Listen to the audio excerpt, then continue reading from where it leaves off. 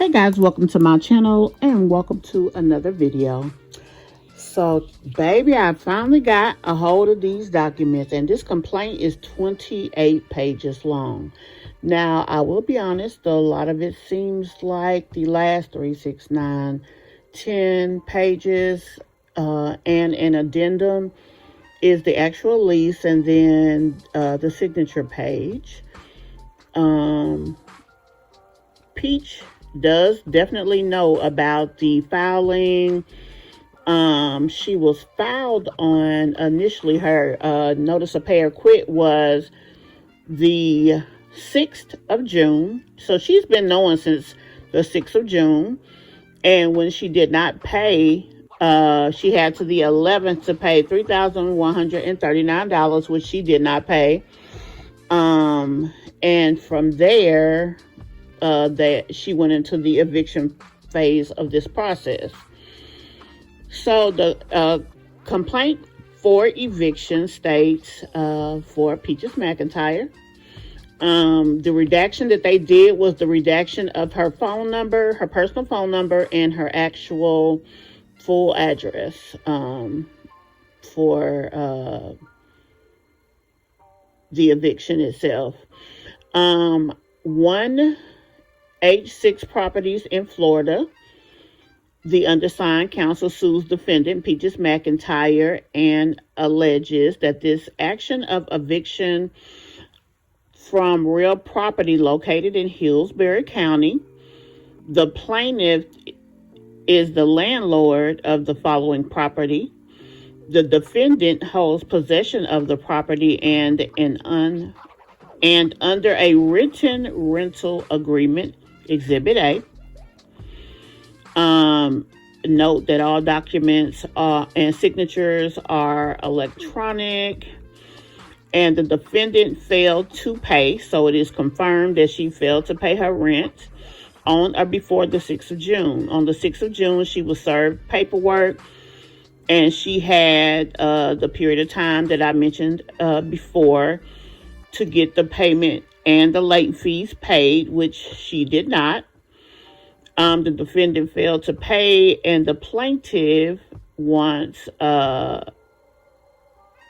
retention of the property.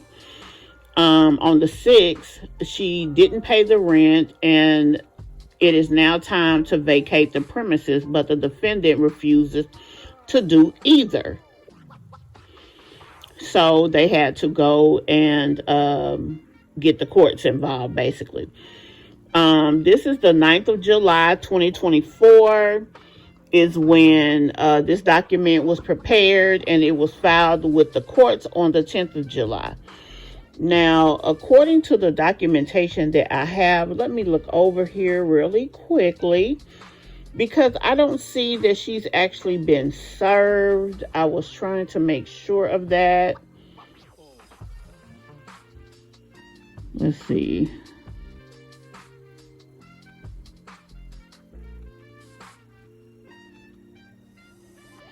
No, she was never served this official eviction. She was from the court. She was served the documentation from the landlord, which is the previous part of an eviction process. They have to demand their rent and give you a time period to pay that and the late fees, which, like I said, she didn't. And so because of that, they had to formally evict her, which is a request, a writ of possession from the courts. Okay, now let's go back up here. So the other thing that people were in controversy about is what her real rent is, what she's supposed to pay, and what she really is due. Her monthly base rent is $2,870. She has a smart home fee of $40, an air filter service fee of $9.95, and her total monthly rent is $2,919.95. And her security deposit is $2,870, which is already been paid, obviously, when she moved in. And for those of her who were talking about the security deposit, she is behind on her rent, so she definitely will not be getting her security deposit back. They have the right to hold a security deposit to collect any fees that's owed to them. So that's her summary of lease charges. Now, this $2,870 is just for June. Whenever people file for an eviction, a lot of times they file before it actually shows up in the court system. Most courts are behind several days, so they may have actually by the 10th of last month went and filed the eviction, but it didn't get processed until the 10th of this month, which is when we see it in their system. So this $2,870 is just last month. She still owes $2,870 for July, plus all the other fees, totaling $2,919.95. Again, I will make these documents available. I have to prepare them and do all of that, and I will do that for you guys in a later, I gotta do a little bit more redaction, but I'll do that in a later video. So at any rate, the total that she owes, as I stated, is $2,919.95 plus her late fees, and then July's rent and late fees. And as long as it takes them to evict her, those fees will continue to mount. She also owes the court cost and any other applicable fees that are required. So let's see if we can, $2,919.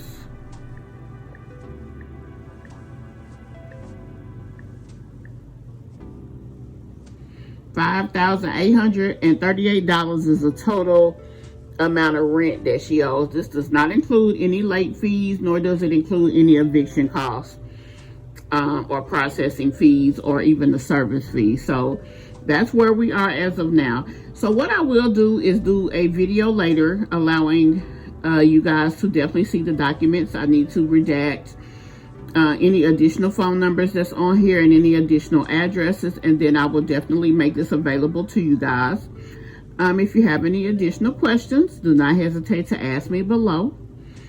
And also, guys, I will see you guys in the next video.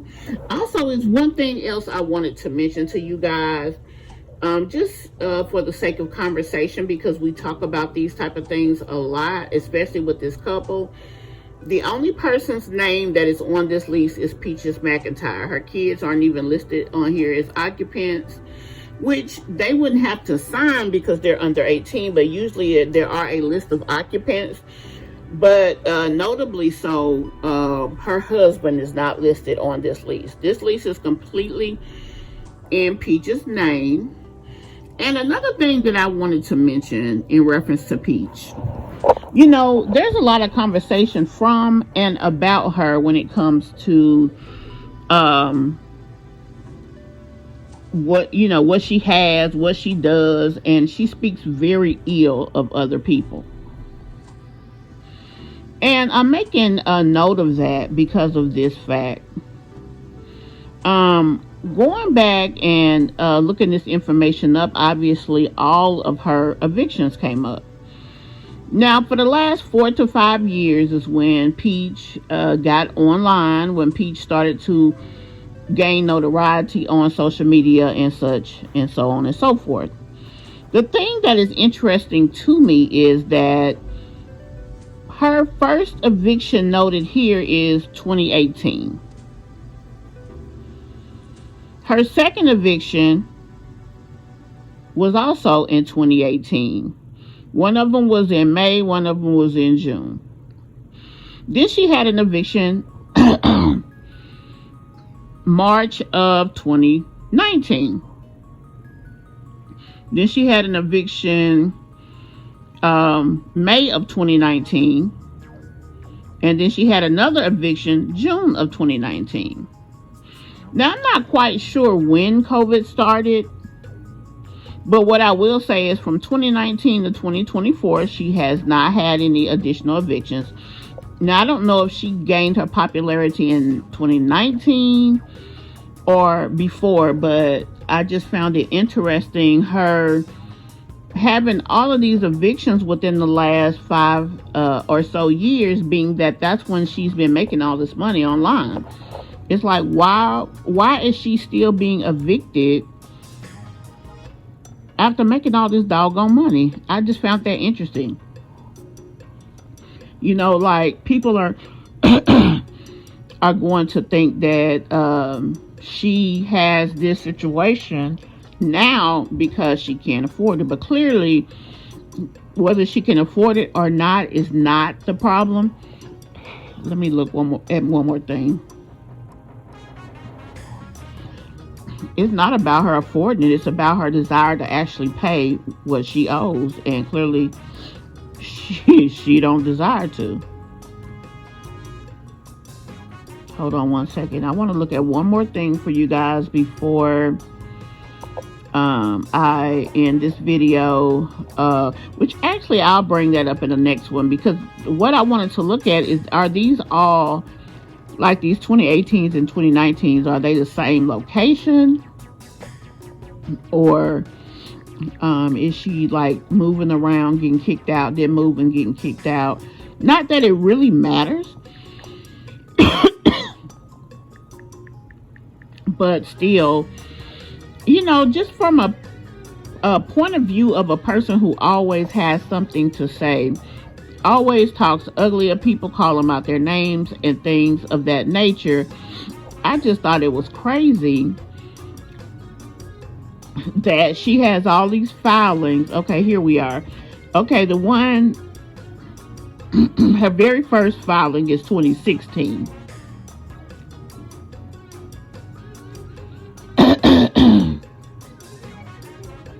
Her next filing was 2017. This was a different person filing on her than 2016. Her next one was 2018, a different location filing on her. And then her second one in 2018 was a different location as well, which I found to be interesting because they're only a month apart. So it's like she would have literally had to move in somewhere. She'd move in and get put out the very next month. So I'm hoping that that is definitely not what happened. So then let's move on to 2019. 2019, she had, as I stated, 3 different filings. And looking at these 3 different places, 3 different filings, they are also 3 different places. That is crazy to me. That is, I can hardly believe it. It's like she would be just popping around and getting filed on. Like, that's crazy. I'm sitting here, and even I'm just looking at one of them in 2019, the very last one. They actually did notice of voluntary dismissal. They did actually have to go through the entire filing. They did issue a writ of possession. And the sad part is, with this process, it took them all the way into 2020 to finally get this case closed. So I don't know if maybe she was trying to work it out, trying to pay. Oh, well, when I'm looking here, it looks like she was paying. So they filed in 12/19, and her first money deposited was $1,230. And then on 1/20, she deposited $700. 1/6, she deposited, and 1/8 she did. So she kept depositing. So she was trying, her best. And obviously that's all you can do in life. I don't know if this is right when everything with COVID happened or not, but whatever the case is, I mean, this is tough. And what I will say also, the documentation that I am reading is public record, so I'm not doxing or anything of that nature. So I just wanted to state that just for the sake of this recording. Anyway, guys, if you have any additional questions, don't hesitate to ask. I will make the documentation available. And if there's anything else that you'd like me to look into, definitely let me know. I want to thank you guys for checking out my video. Those of you who are subscribers, I want to definitely thank you. And even more so those that are members, I want to thank you even more. I really appreciate every last one of you. And I just thank you for being a part of the Mish Mob. I will see you guys soon. And I'll see you in the next video. Bye.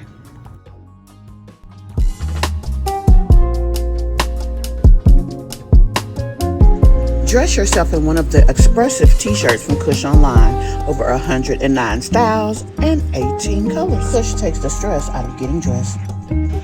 Okay, Grandma. Now take us on out of here.